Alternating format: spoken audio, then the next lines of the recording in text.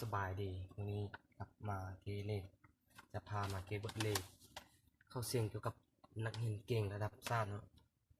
ซึ่งตัวนี้เข้าหากำหนดหา x นี้เท่ากับจำนวนจริงบัวและตอบสนองตามสมบูรณ์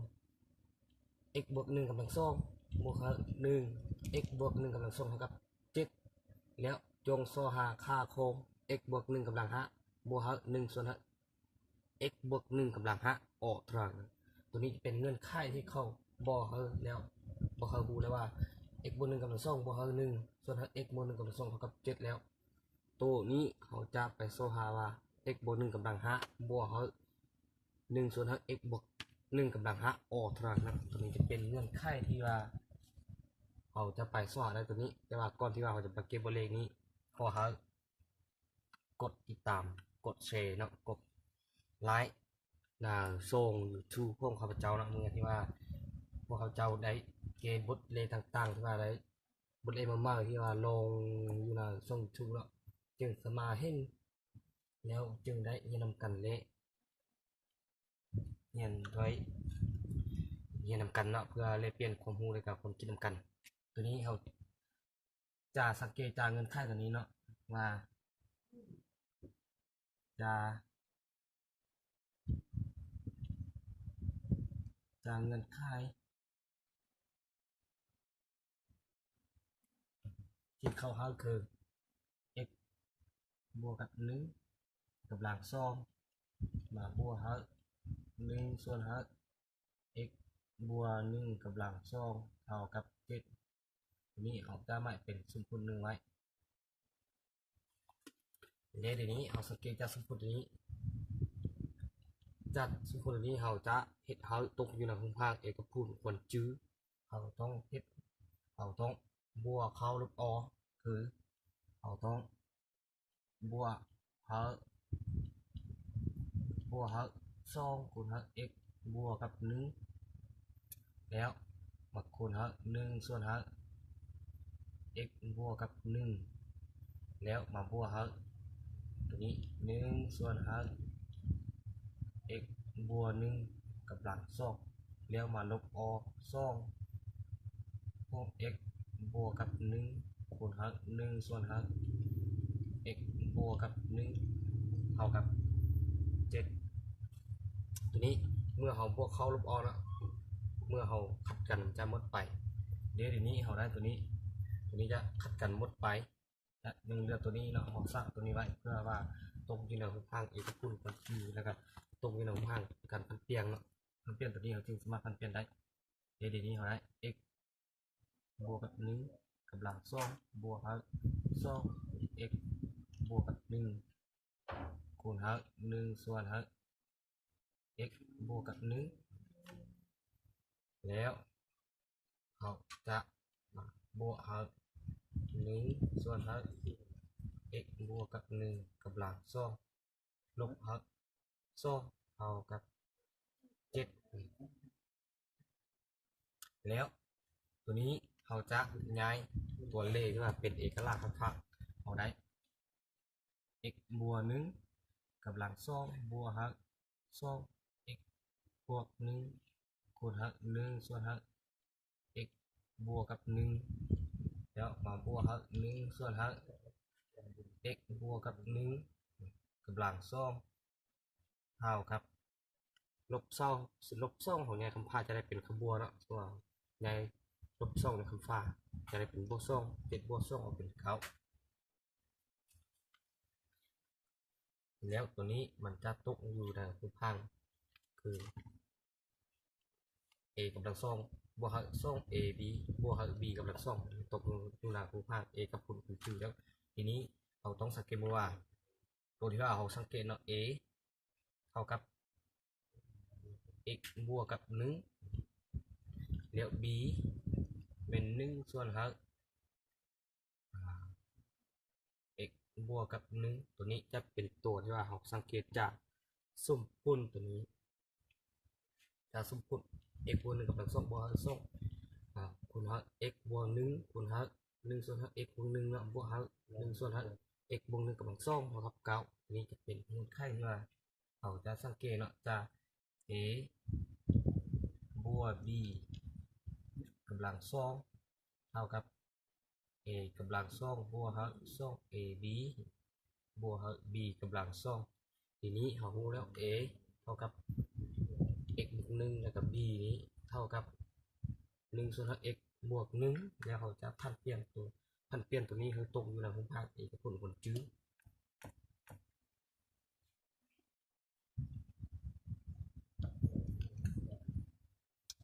แล้ววันนี้ผมมาพันตัวนี้คือตกอยู่ในภูมิภาคเอกพลคนจื้อคือจะได้เป็น x บวกกับ1มาบวก1 ส่วน x บวกกับ1ทั้งหมดกำลังสองเท่ากับ9เดี๋ยวนี้เขาจะทอนเอาตัวนี้เขาจะทอนเอา x บวกกับ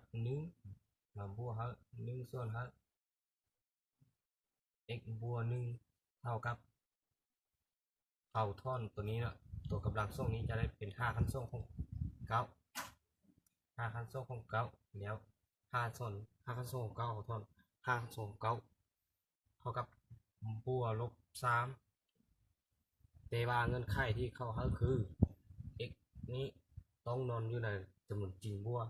แสดงว่าจำนวนจริงค่าลบนี้เขาจะเอา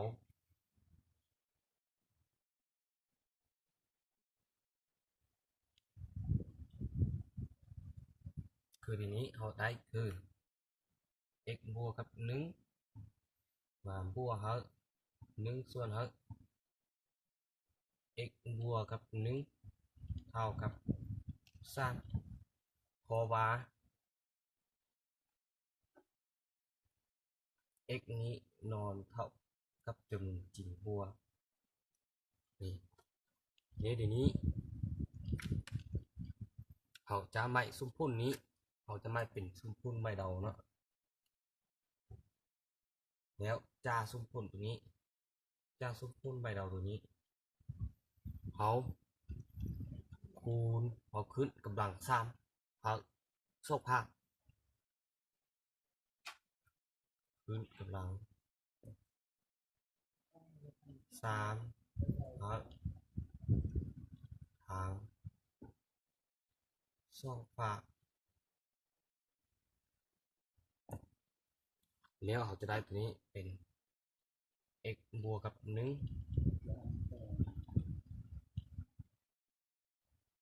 บวก1 ส่วน x บวกกับ1ทั้งหมดกำลัง3เท่ากับตัวนี้เท่ากับ3นะ3กำลัง3นี่เลี้ยงตกอยู่หนาภาคนี้แล้วเขาจะพันตัวนี้เพิ่มเป็นเอกพลคนจือ a บวก b ทั้งหมดกำลัง3คือสูง a บวกกับ b ทั้งหมดกำลัง3ตัวนี้จะตกอยู่ในตัวนี้ a กำลัง3บวก3a กำลัง2 b บวก3 ab กำลัง2บวกb กำลัง3เมื่อที่ว่าเราได้ตัวนี้แล้วตัวนี้เราโซ่5ตัวนี้ตามเอกพลคนจือตัวนี้เนาะเอ b บีกันหกกำลัง3แล้วตัวนี้แล้วเขาจึงเอาซุ้มพุ่นตัวนี้มาคูณเขาซุ้มพุ่น1นี้ซุ้มพุ่นที่1นี้แล้วเขาจึงได้ตัวนี้เดี๋ยววันนี้เขาจะมาพันตัวนี้เขาตกอยู่เขาเป็นผู้พังในคนจือเนาะคนตัวนี้เขาจะได้เป็น x บวกกับ1กำลัง3บวก3คูณx บวกกับ1กำลัง2คูณ1 ส่วนx บวกกับ1แล้วมาบวก3 x บวกกับ1คูณ1 ส่วนx บวกกับ1กำลัง2แล้วบวก1 ส่วนx บวกกับ1กำลัง3เท่ากับ3คูณกำลัง3 3 3 9 3 9 2 7เท่ากับ 27แล้วบัดนี้เขาสังเกตเบิ่งตัวนี้มี3คนนะ x บวก1กำลัง2ตัวนี้มีแต่ x บวก1เขาจะเอาหารกันเนาะจะยังเหลือตัวหนึ่งเขาเอา x บวก1กำลัง2มาหาร x บวก1แสดงว่าตัวหนึ่งหมดไปแต่ยังเหลือตัวหนึ่งตัวนี้ก็คือกันตัวนี้หารกันตัวนี้หารกับตัวนี้จะยังเหลือตัวหนึ่งแล้วเอาได้ x บวกกับ1กำลัง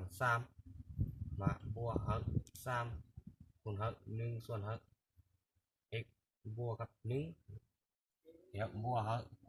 3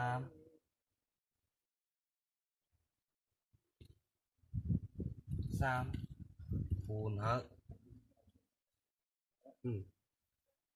ตัวนี้ขั้นตอนนี้แล้วตัวนี้จะยังเหลือแต่ x บวกกับ1แล้วมาบวก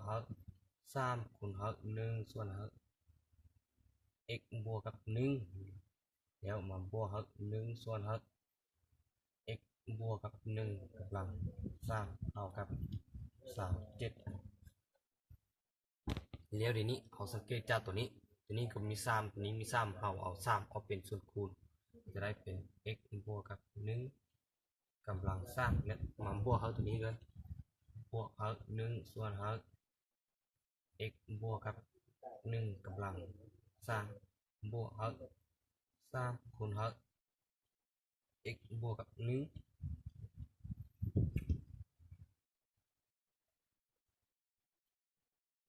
มาบวก1ส่วนx บวกกับ1เท่ากับ37เดี๋ยวนี้สังเกตเบิ่งตัวนี้ x บวก1บวก1ส่วนx บวก1เอาส่วนได้แล้วเท่ากับ3ตัวนี้x บวก1บวก1ส่วนx บวก1เท่ากับ3แล้วตัวนี้มีค่าเท่ากับ3เดี๋ยวนี้เอา3มาเห็นใส่ก็ได้เป็น x บวกกับ1กำลัง3บวก1ส่วนx บวกกับ1กำลัง3บวก3คูณ3เท่ากับ37แล้วบัดนี้เขาจะได้ตัวนี้ x บวกกับ1กำลัง3บวก1ส่วนx บวก1กำลัง3บวก9เท่ากับ27อันนี้เอามาต่อตัวนี้เนาะกระดานของรูปโปรจะได้ลบตัวนี้ออก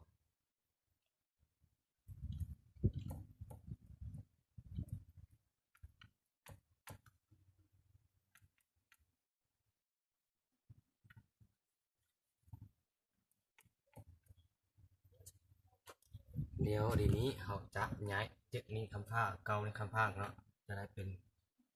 x บวกกับ1กำลัง3บวก1ส่วน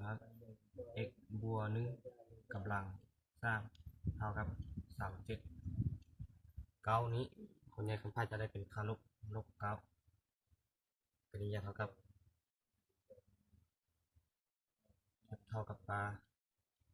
x บวก1กำลัง3บวก1ส่วนx บวก1กำลัง3เท่ากับ18นี่ค่าเท่ากับ18แล้วบัดนี้เราใหม่ตัวนี้เป็นสมมุติที่2แล้วอันนี้เราเอาสมมุติที่1มาคูณกับสมมุติที่2คือตัวนี้เป็นสมมุติที่1แล้วสมมุติที่2แล้วสมมุติที่1จากเงื่อนไขนั้นเราวางเป็นสมมุติที่1แล้ววันนี้เราจะเอา2สมมุตินี้มาคูณกันเอาได้เอาสมมุติที่1นี่มาคูณกับสมมุติที่2เป็น x บวกกับ1กำลัง2บวก1ส่วนx บวก1กำลัง2นี้มาคูณ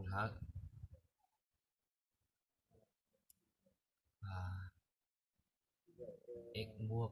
1กำลัง3 มาบวกครับหนึ่งส่วนครับ x บวกหนึ่งกำลังสร้างเท่ากับตัวนี้มีค่าเท่ากับเจ็ดเนาะเอาเจ็ดนี้มาคูณครับ18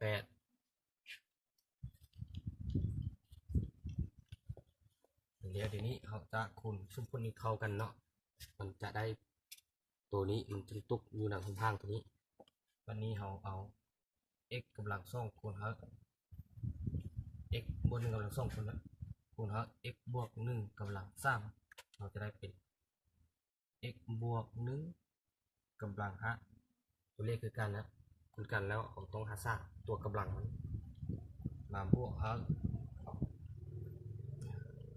เอา x บวกหนึ่งกำลังสองมาคูณครับหนึ่งส่วนครับ x บวกหนึ่งกำลังสามตัวนี้เราได้เป็น x บวกหนึ่งกำลังสองคูณครับหนึ่งส่วนครับ